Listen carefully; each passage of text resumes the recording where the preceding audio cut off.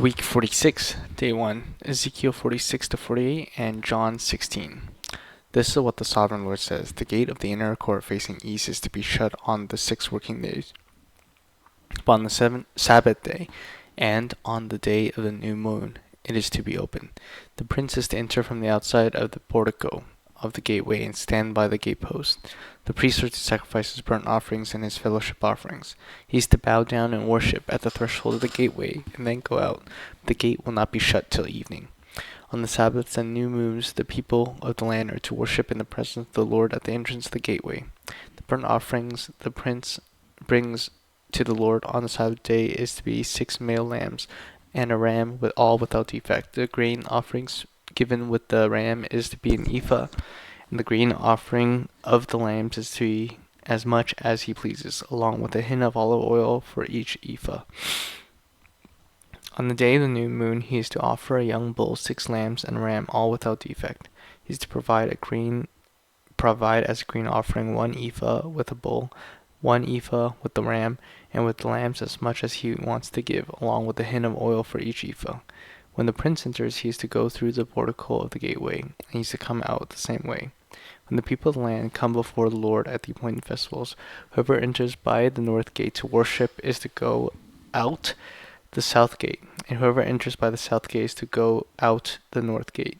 No one is to return through the gate by which they entered, but each is to go out the opposite gate. The prince is to be among them, going in when they go in, and going out when they go out. At the feasts and the appointed festivals, the grain offering is to be an ephah with a bull, an ephah with a ram, and with the lambs as much as he pleases, along with a hin of oil for each ephah. And the prince provides a freewill offering to the Lord, whether a burnt offering or a fellowship offering. The gate facing east is to be open for him. He shall offer his burnt offering or his fellowship offering as he does on the Sabbath day. Then he shall go out, and after he has gone out, the gate will be shut. Every day you are to provide a year-old lamb without defect for a burnt offering to the Lord.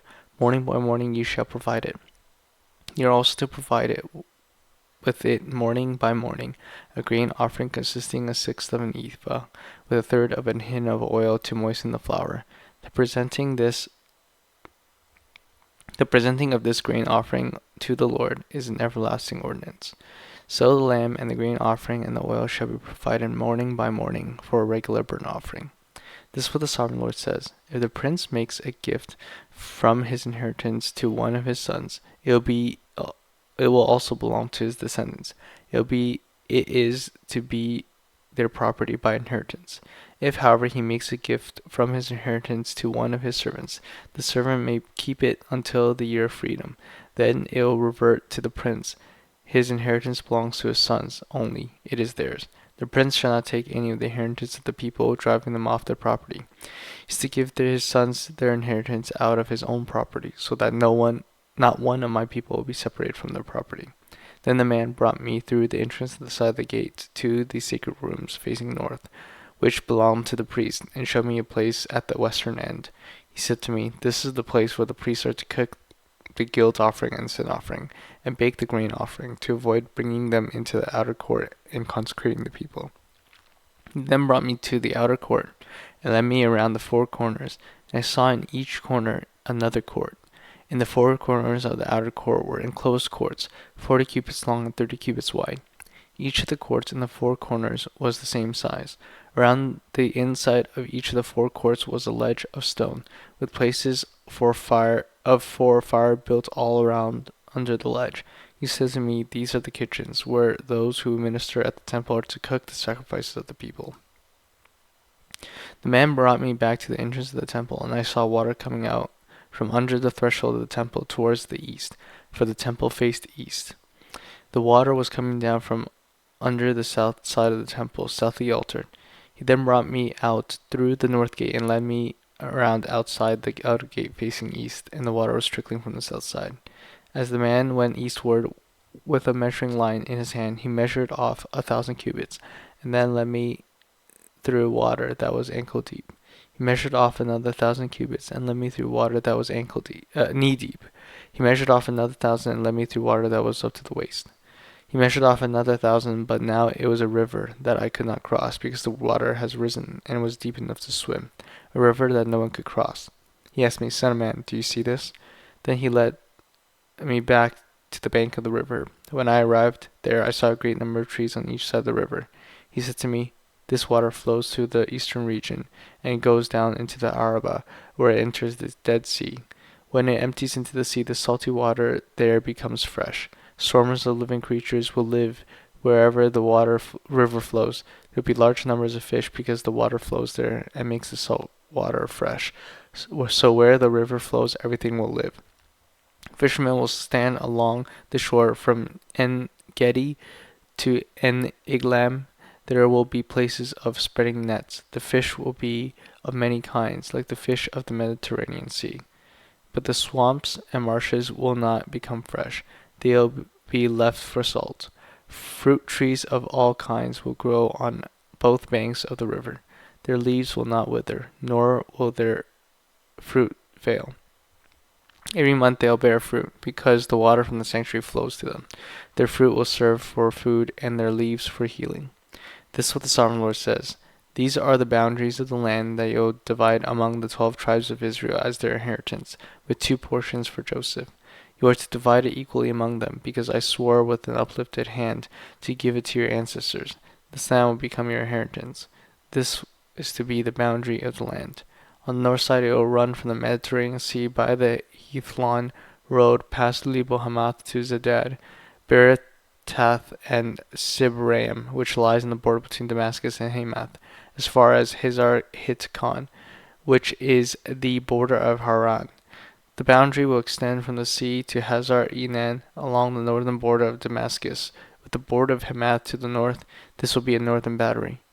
On the east side, the boundary will run between Haran and Damascus, along the Jordan between Gilead and the land of Israel, to the Dead Sea as far as Tamar. This will be the eastern boundary. On the south side, it will run from Tamar as far as the waters of Meribah Kadesh, then along the Wadi of Egypt to the Mediterranean Sea. This will be the southern boundary. On the west side, the Mediterranean Sea will be the boundary to a point opposite of Lebo Hamath. This will be the western boundary. You are to distribute this land among yourselves according to the tribes of Israel. You are to allot it as inheritance for yourself and for the foreigners residing among you and who have children. You are to consider them as native-born Israelites.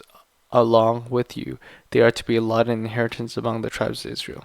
In whatever tribe a foreigner resides, there you are to give them their inheritance, declares the Sovereign Lord.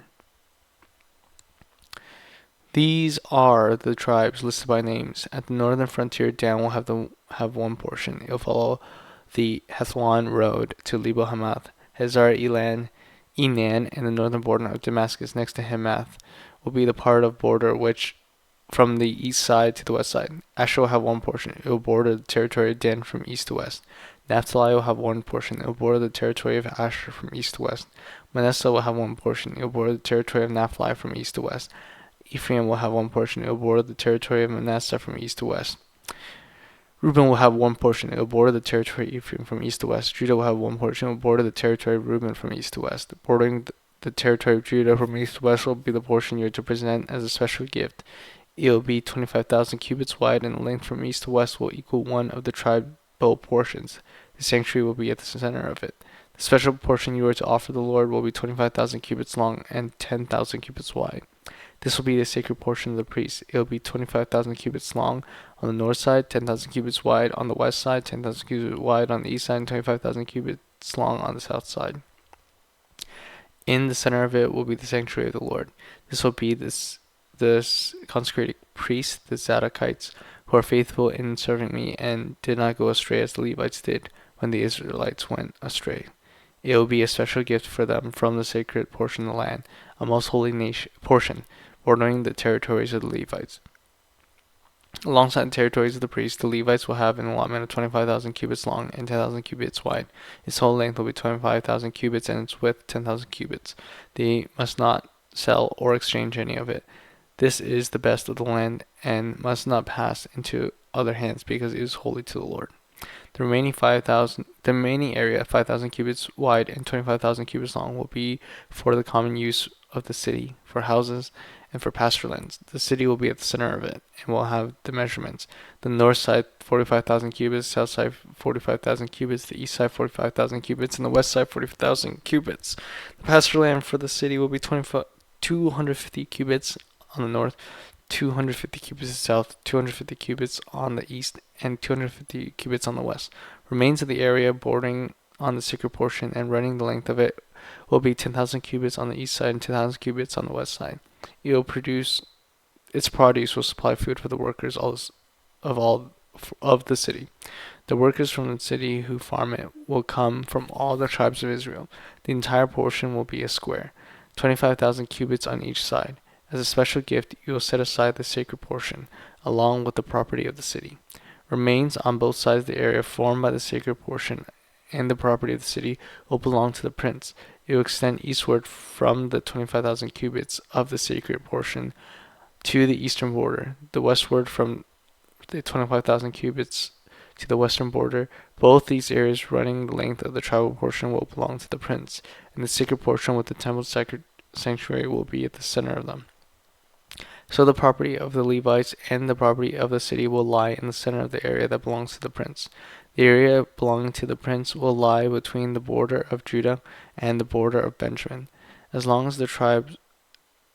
the rest of the tribes, Benjamin will have one portion. It will extend from the east side to the west side.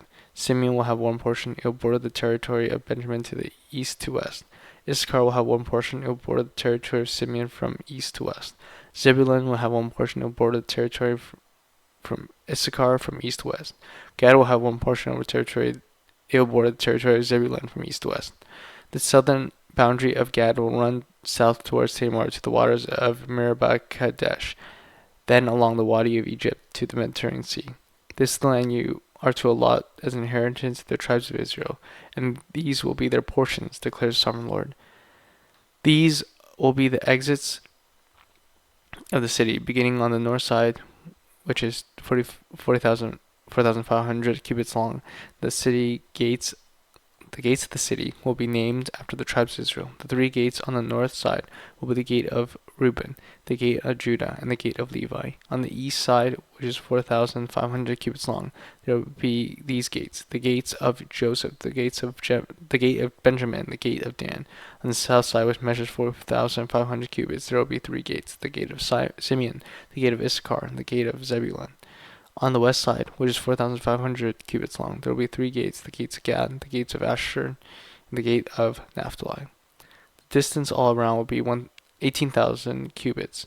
And the name of the city from that time will be "The Lord is there." John 16. All this I've told you so that you will not fall away. They will put you out of the synagogue. In fact, the time is coming when anyone who kills you will think that they're offering a service to God. They'll do such things because they have not known the Father or me. I've told you this so that when their time comes, you'll remember that I warned you about them. I did not tell you from the beginning because I was with you, but now I'm going to him who sent me. None of you ask me, "Where are you going?" Rather, you are filled with grief because I have said these things. But very truly I tell you, it is for your good that I am going away. Unless I go away, the advocate will not come to you. But if I go, I will send him to you. When he comes, he will prove the world to be in the wrong about sin and righteousness and judgment. About sin, because people do not believe in me. About righteousness, because I am going to the Father, where you can see me no longer. And about judgment, because the prince of this world now stands condemned.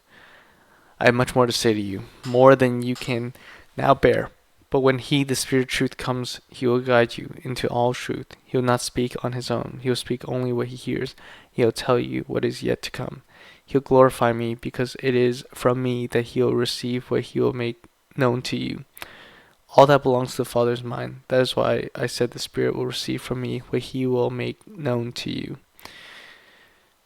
Jesus went to say, "In a little while you will see me no more, and after a while you will see me." At this, some of the disciples said to one another, "What does he mean by saying, 'In a little while you will see me no more, and then after a little while you will see me'?